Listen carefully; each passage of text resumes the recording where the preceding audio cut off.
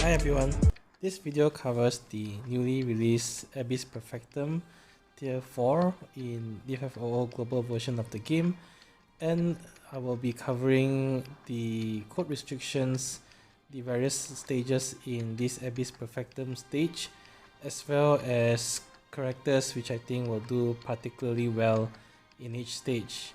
I'll be covering the main floor as well as the two substratums, and I'll be including a timestamp in the video description that you can use to jump ahead to the section that you are interested in. So quick overview about the Abyss Perfectum mechanics to start off. So first of all, each floor has its own so-called set of codes. For example, in the main floor in Abyss Perfectum 4, you actually would require to bring a black crystal character and a spear user in your main party, otherwise you will not be able to enter the fight. On top of having specific requirements on each floor, it also shares the character restriction, which is very similar to the dimensions and mechanic, in the sense that once you use certain party members for one stage on the floor, you will not be able to use them on other stages on the floor until you've cleared all the stages on the floor, which will then unlock the final boss fight. On the final boss fight, all your characters will be unlocked and you can use them in any combination that you see fit. So starting off in Abyss Perfectum Stratum 4, at the very start there will be two stages unlocked, which is the part 1 and part 2 stage. So coming to part 1, it has two waves. First wave is a pair of Dragon Soul, and the second wave sees the return of Dullahan. However, in this version of Dullahan, first of all, it's immune to Grave Curse, so you can't use Yuffie to throw back the debuff. However, this Dullahan is not immune to delay breaks or launches, so you can just use some form of delay character to delay Dullahan. So on top, because of that, I think the best character to be used in this stage is actually Aranya, if you have her. She can make quick work of wave 1, the Skull Dragons, and on wave 2, because she breaks on every attack and she delays on her S1, having Aranya alone will ensure Dullahan will never get a turn. So she makes the fight extremely easy. You can pair her with any black crystal character to meet the code requirements, and after that just round off your party with any other strong aura character that you have. In fact, I just used Shantoto and Aranya and I still managed to complete the fight on the first part. So Aranya I think is the best character here. Alright, so coming to part 2 of Abyss Perfectum 4, you have a fight comprising of a pair of elemental behemoth as well as the Ferrum Scorpion. So the challenge I think on this part would be the elemental behemoth, because they come with resistances to all form of weapon types, as you can see here. And normally this would require you to use some form of enchant or Imperil to bypass the weapon type resistances. Alternatively, you can use characters such as Oren with his melee Imperil and have a party comprising of melee characters, or perhaps Hope with his D-Shell granting magic Imperil and have a party comprising of magic based characters.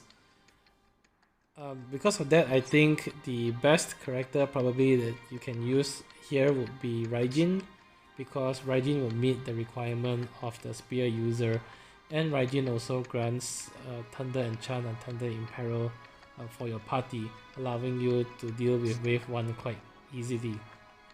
His paralysis will also come in handy on wave 2 to buy you some time in case you need to recover from the AoE HP attack that the Ferrum Scorpions have. Oren I think deserves a special mention because at least Oren meets the black crystal character requirement, and if you build around Oren with melee characters, it will help you bypass wave 1 as well. Beyond that, practically any other enchant or Imperil character would work. Paladin Cecile is also another good choice because he can enchant and Imperil the Holy Element, and he also provides overheals which will come in very handy for wave 2 on the Ferrum Scorpions. Another character that I think deserves special mention for part 2 would be Mok, who was recently released. Mok will fulfill the criteria of a spear user, and on top of that, Mok also comes with a framed water and thunder Imperil debuff, which will allow Mok to bypass the resistances on wave 1, and if you build the party comprising of water and thunder elemental attackers, the framed Imperil will then allow your entire party to hit for weakness damage. On top of that, Mok also comes with passive HP regen, and Mok carries very big heals on his LD, which would be extremely useful for wave 2. So if you have Mok built up and you want to use him on one of the stages in the main floor here, I think part 2 would be a great place to use Mok. Okay, so coming to part 3. Part 3 comprises of a pair of Celestials on wave 1, and on wave 2 you have the Might Eater and its 2 minions. The biggest danger here would be wave 2, the Might Eater, because the Might Eater has an attack called Absorb Energy, which will absorb all your brave from your party members and dump it back on you in the form of an HP attack, which can be quite devastating if your party has a lot of brave regen or battery. Wave 1 can also be a little bit dangerous because they have quite a range of nasty brave and HP attacks, which they will also use more aggressively when their HP is low. I think by far the best character to be used here would be Bash. If you have Bash built up, and he was also recently released, he really removes almost all the danger in the fight because he can taunt the Celestials on wave 1, and on wave 2 he can redirect the Absorb Energy HP attack on himself. And as long as his LD buff is up, he also has innate Last Stand, which will allow him to withstand any attack including the Absorb Energy. With his LD buff up, Bash also auto heals back to 50% after taking damage that brings his HP below 50%, and therefore more or less he's immortal on this fight. The only issue with Bash is that he's a yellow crystal character and he doesn't fulfill any of the code, which would mean that you need to build around him as well. Beyond that, another good option would actually be Dark Knight Cecile, and you can bring a team comprising of launch type characters, so Dark Knight Cecile and maybe a character like Case or Ramza or Cloud, and then just slot in a third party member using a spear to fulfill the code requirement. The reason for that is that the minions on wave 2 dies very quickly, and the Might Eater boss actually requires a turn to resummon them. So if you delay and launch the Might Eater, you can end the fight very quickly, especially if a character like Dark Knight Cecile. Wave 1 can still be a bit tricky, especially if you use Dark Knight Cecile because he would be susceptible to the attacks here. But if you pair him say with Bash, or if you use your summon or a character with burst such as Cloud, you can get past wave 1 very quickly, and in wave 2 you can focus on killing off the minions at the start. They have very little HP, so they die extremely fast, and after that is smooth sailing by just launching and delaying the Might Eater here. Okay, the fourth and final stage of character restrictions in the main floor of Abyss Perfectum 4th tier comprises of a pair of Coral Assassins on wave 1, and wave 2 is the return of the Apex boss. Wave 1 is pretty harmless, I must say. as long as you keep them broken most of the time, and you try to kill them at roughly the same time, the curls don't really pose much of a threat. They can land debuffs on your party, but if you bring character with many buffs such as Hope, or if you bring debuff cleansing or debuff immunity, you render wave 1 pretty harmless. Wave 2 I think is the biggest threat in this fight, because the Apex have an ability called Aqua Power that they will use twice during the fight. When they use this ability, they battery themselves for significant brave, and they will reduce all brave damage taken to 1. And if you don't break them before their next turn, they will use the Demon Splash attack, which is a brave and HP attack, which will likely kill off a character because they battery themselves to full with Aqua Power beforehand. So the way to get around Wave 2 is to use characters with instant break, and because there are a pair of effects here, AoE instant breaks would be quite good. The only issue is that the instant break AoE characters are not black or spear users, but if you have them built, characters such as Trey, Struggle or Gabrant would make the fight extremely easy because they can instant break the effects when they use Aqua Power.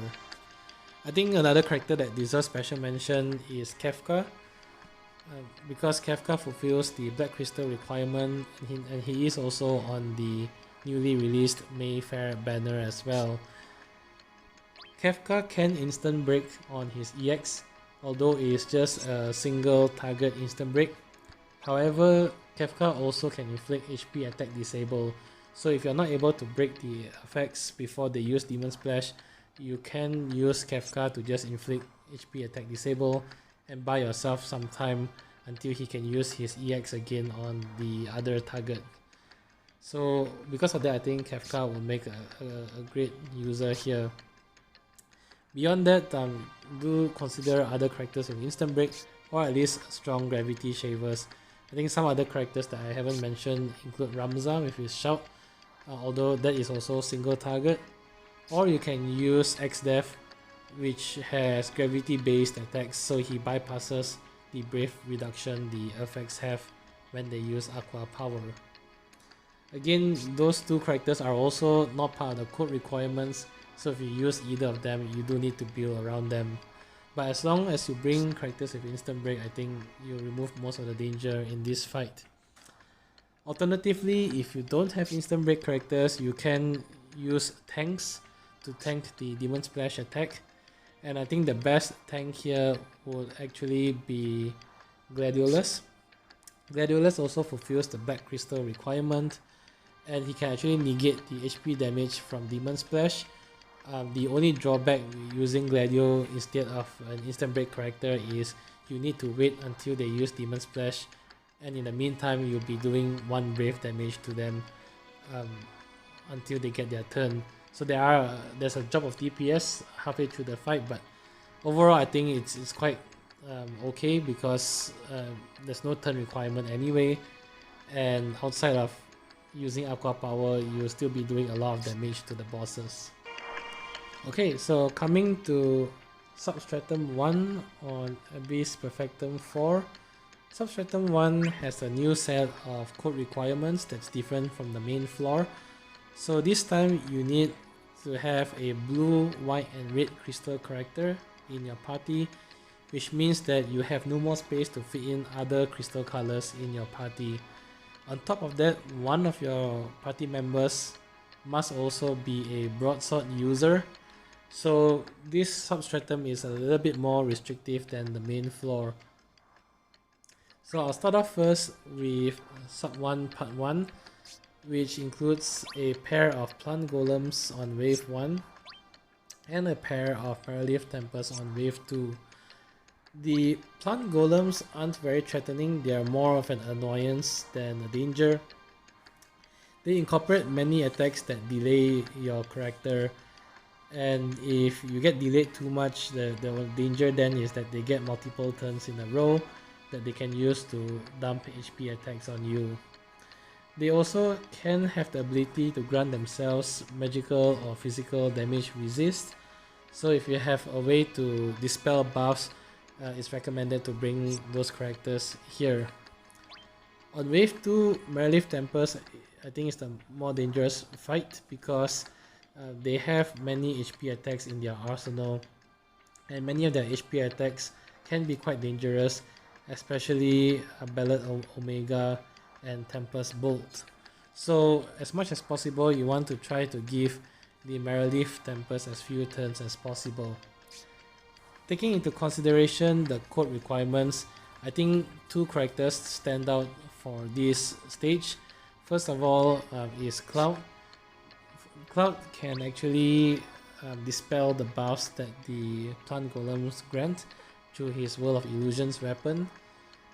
And on wave 2, Cloud can also delay through his LD, thereby preventing most of the Merleaf Tempest turns. If you also have Cloud's Burst, you can combine his Burst and summon to actually kill off the Merleafs before they get a single turn. So Cloud can easily pull you through this fight.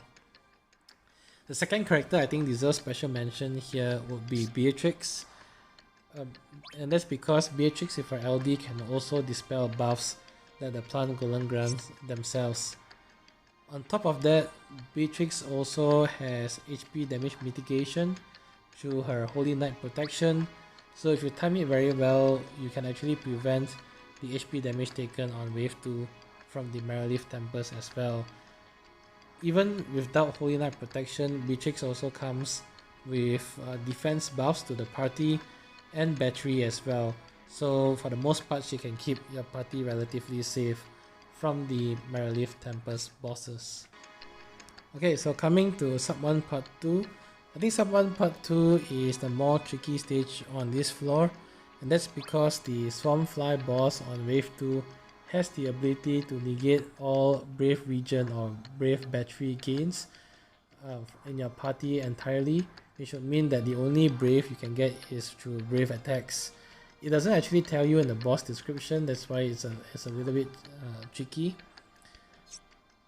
And on wave 1 you have the return of the Death Riders, which actually isn't that dangerous here as long as you keep them broken. So the key to success on this stage is to try to bring characters that can do a lot of damage without relying on battery. So I think a few characters stand out. First of all, you have Cloud again, who fulfills the blue and crystal and broadsword user. So if you didn't use Cloud for part 1 on this floor, you can consider using him here. Notably also, Cloud can delay the Swarmfly on wave 2, and he can paralyze the Swarmfly as well, thereby delaying it from resummoning the minions. Besides Cloud, another blue crystal character that would be very useful would be Aranya. For the same reason that Aranya can also delay the Swarmfly, and because she carries very strong AoE splash damage, she can make quick work of the mini flies as well, and thereafter she can actually indefinitely delay the Swarmfly boss, thereby not allowing it to get a single turn. All of her attacks are also comprising of heavy brave damage, so she doesn't really need a lot of battery to function well on this stage. Besides that, Vayne I think deserves special mention as well. He is another character that is also a blue broadsword user, so he already fulfills 2 of the 4 code requirements. He also doesn't need a lot of battery to deal respectable damage, and notably he can also delay the Swarmfly, thereby preventing it from resummoning its minions as well.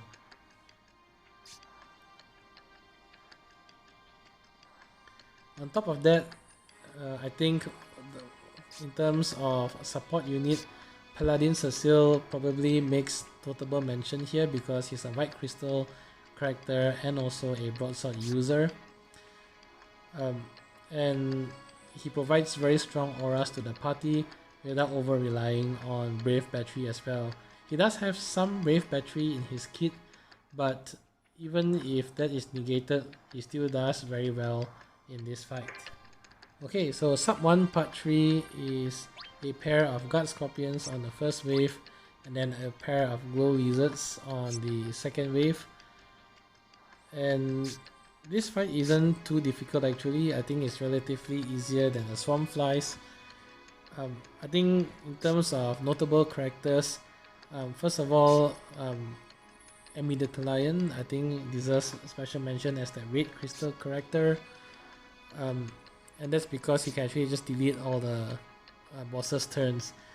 In fact, for the other two stages as well, if you're finding trouble, you can consider to just use Lion and delete turns away.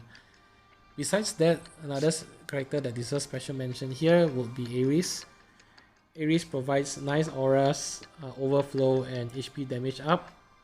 But importantly, she can also easily heal the tail laser attack on wave 1, thereby allowing you to survive very comfortably. She also provides very nice batteries which prevents your party members from getting broken. Okay, so coming to the final stage in Sub 1, Part 4. On this stage, all your characters will be unlocked again, so you can use any party member, but you will still need to meet the code requirements here. Also on wave 3, you have the return of the Swarmfly, and they will negate all Brave Regen and Brave Battery abilities as well. So if you use Ares before, this is not a good place to use Ares because most of her kit relies on Brave Battery. I think of all characters so far, the most notable one that I think deserves mention would be Paladin Cecil, just because of his very strong auras, his overheal abilities as well, which will enable the rest of your party to hit for very hard damage. He nicely also fulfills 2 of the 4 crystal requirements or code requirements. And besides that, you can complement him by using other characters that also do not rely too heavily on Brave Regen or Brave Battery. Cloud and Aranya deserves, I think, very strong mention from the blue crystal side. And on the red crystal, you can use many other characters. And I'll just quickly pull up the character roster here. So I think some characters that deserve special mention from the red crystal characters will be Onion Knight, who can provide turn manipulation, as well as enchant or imperil. Reno, I think, is also quite okay. He doesn't rely too much on Brave Battery, and he can inflict quite a lot of nice debuffs to help your party as well. Beatrix, I think, is still useful here. And then you also have characters such as Sars, who provides nice auras as well. And of course, not to mention Jack, who is also a broadsword character. So Jack also fulfills 2 of the 4 crystal requirements. So there are many options for the boss fight here. But I think of all these, again, Paladin Cecil to me jumps out as the best unit overall because he makes the run very smooth and very easy with his auras and overheal capabilities. Alright, so coming to Substratum 2 Part 1, you have Wave 1 comprising of a pair of King Behemoths and Wave 2 comprising of the Prominence boss. Wave 1 isn't too threatening.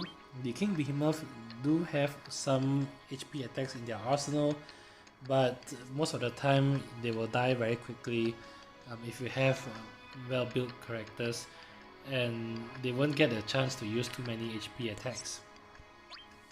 Wave 2 is the danger in this fight because the Prominence has the ability to grow and swell a few times, and I believe after 3 times using swell it will use Big Bang, which will deal very heavy AoE HP damage.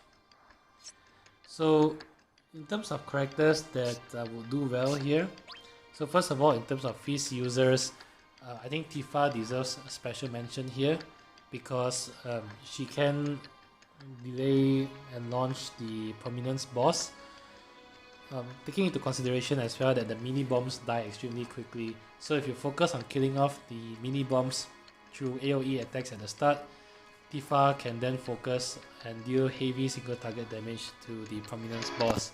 And of course, Tifa also fulfills 2 of the 4 code requirements. Another good option is Bash again, and Bash will fulfill the yellow crystal requirements, although he's not a feast user, so you do need to find a feast user who is black crystal or green crystal. However, Bash can redirect the Big Bang damage to himself and will keep your entire party safe. And with his LD buff up, Bash is technically immortal in this fight as well. Beyond that, if you don't have Bash or Tifa build, you can consider using Root, who is a yellow crystal and a feast user. So Root provides a lot of battery, but also importantly, he also provides overheals to the party as well. And he can also raise the max HP ceiling of your party, thereby allowing you to potentially survive a Big Bang, and he can easily heal up your party after the Big Bang attack.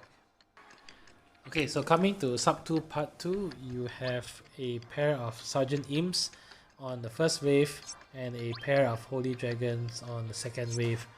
And the biggest danger here by far is the Sergeant Imps on wave 1, and that's because the Sergeant Imps have an attack called Calamity Bomber, which does Brave and HP attack, but the catch here is that they do 100% splash, meaning for example if they have 10,000 Brave when they do this attack, your party members will each take around 10,000 HP damage each.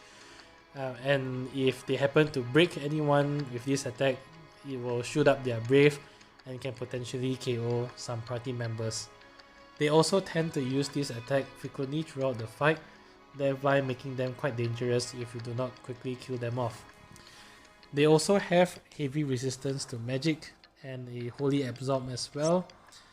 So if you haven't used Bash in part 1, Bash is really the best unit to use here. In fact, if you have Bash and you're not sure where to use him, I think this is the place where you should be using Bash to protect yourself from Calamity Bomber. Besides that, if you don't have Bash, you can consider a launch based strategy as well, because this stage or this tier in Abyss requires black, yellow and green crystals. A good setup would be a Dark Knight Cecile for a black crystal, either Kiss or Ramza as the yellow crystal, and for green crystal you can use a green fist user to round off the party. So there are a few examples here for green fist users. So Prish is one good example, and I've actually used Snow and Ida, which are also green fist users. Afmao is another green crystal fist user, but I actually recommend Afmao for part 3. I think if you're using a launch based strategy, here the best character to complement would be Snow, because Snow can keep your party safe through his taunt, and he can also battery through his steel guard as well, thereby powering up the launch attacks. If you use launch based strategy, you can try to kill off the Sergeant Imps before they get too many turns, and potentially even kill them off before they use Calamity Bomber. Okay, so coming to Sub 2 Part 3, which is a pair of Kittable Pass on Wave 1 and the Commander Beast and his minions on Wave 2.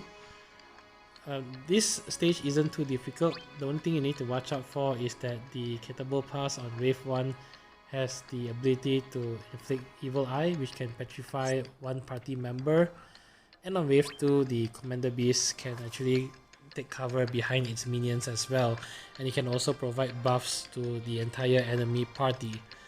However, the minions tend to die very fast because they are quite squishy, and the boss on Wave 2 will not be able to resummon them if it's paralyzed or disabled or delayed So taking into consideration the code requirements, I think one character that stands out here would be Afmal, as a green crystal character and also a feast user, because she provides debuff immunity to the party, which will protect you against petrification on wave 1. Notably, on wave 2, all the attacks that the bosses have are non-elemental, so you can actually use Leon as a black crystal character, and all the brave attacks on wave 2 will actually brave battery your party, thereby removing most of the danger in the fight as well. Besides that, you can consider using Raijin as a yellow crystal character who can do AoE paralysis on wave 2, thereby allowing you additional turns to finish off the boss. It isn't too difficult if at least 2 of your 3 characters are maxed out. You can also pop summon on wave 2 and use a summon such as Ramo, which also inflicts paralysis, to buy you many additional turns to kill off the commander beast before it can resummon its minions. Okay, so coming to the boss wave on Substratum 2, this time you have 3 waves comprising of the Prominence on wave 1 and its 2 minions, the Holy Dragon on wave 2, and the Commander Beast and its 2 minions on wave 3. So again, taking into consideration the code requirements, first of all, I think Squall deserves special mention here because he does a lot of AoE damage and can quickly take down the minions on wave 1 and wave 3. Likewise, in the same fashion, Vivi is also quite useful here. He does heavy damage with his LD and can also help you complete wave 1 and wave 3 without too much problems. With Vivi though, of course, you have to watch out for the HP drain mechanic as well. In terms of yellow crystal character, Bash I think again stands out because he protects against Big Bang on wave 1, and technically with Bash's LD weapon, he's also more or less immortal so long as you keep his HP above 50%. In terms of feast users, there's actually many potential users here. So again, I like to use Afmal here because she's a great support character, especially for chaos stages. But you can also consider Snow as a green crystal and a feast user. He's also a notable tank if you do not want to use Bash or if you do not have Bash. So overall, the biggest danger here would be the Big Bang attack on wave 1, as well as the Commander Beast resummoning the minions or providing buffs to the minions if you let it drag too long. I think one other character that overall deserves very special mention on this floor would be Terra as a green crystal character. The main reason why I did not mention Terra yet here is that she actually does extremely well on all of the stages here, especially the final stage. So in any of the stages on this substratum, if you find that you don't have a good green crystal character, or if you find that you need additional help, Terra is one unit that you can consider bringing. And with the multiple uses of her LD, she can quickly melt any of the stages here very quickly. Alright, so once you clear the main floor and the 2 substratums in Abyss Perfectum 4th tier, you will unlock the gate and you will get access to the boss fight stage, which is a quest level 195. Now this can be quite a tricky fight. Coming into this stage, all your characters who you recently used will be unlocked, so you can use any characters, but you still do need to meet the code requirements, which is 1 black crystal character and a spear user. So here you have the return of Dolahan on the first wave, the Might Eater and its minions on the second wave, and a single effect and the Ferrum Scorpion on the final wave. Now it may look quite dangerous, but first of all, the Dolahan on wave 1 again is not immune to knockback, and is also not immune to delays and breaks. and it's only a single monster on wave 1. So again, if you bring a character such as Aranya, you can actually prevent Dullahan from taking a single turn. Notably, Aranya with her strong splash damage also can kill off the Might Eaters pretty quickly, and of course she also has a nice debuff in her Vital Crusher as well, so I think Aranya deserves special mention.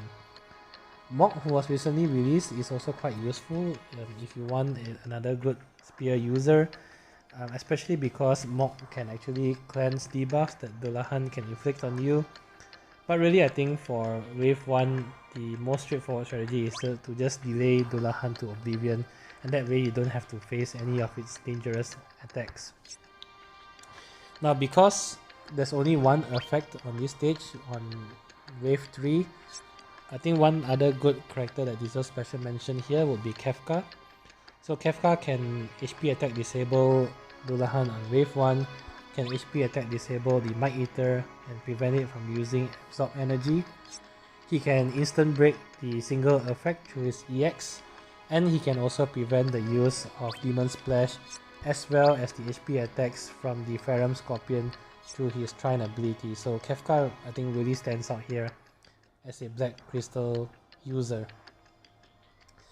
Beyond that, you can also consider a character such as Lightning, who can also single-handedly delay Dullahan to Oblivion, and once you kill off the minions on wave 2, Lightning can also delay the boss Might Eater to Oblivion as well, thereby preventing it from ever using the energy absorb attack. Same thing with Aranya as well. The only thing with Lightning though is that she doesn't meet any of the code requirements, so you do need to build around her to be able to access this fight. However, because it's not overly restrictive, you should be able to find a way to fit Lightning in your main party as well.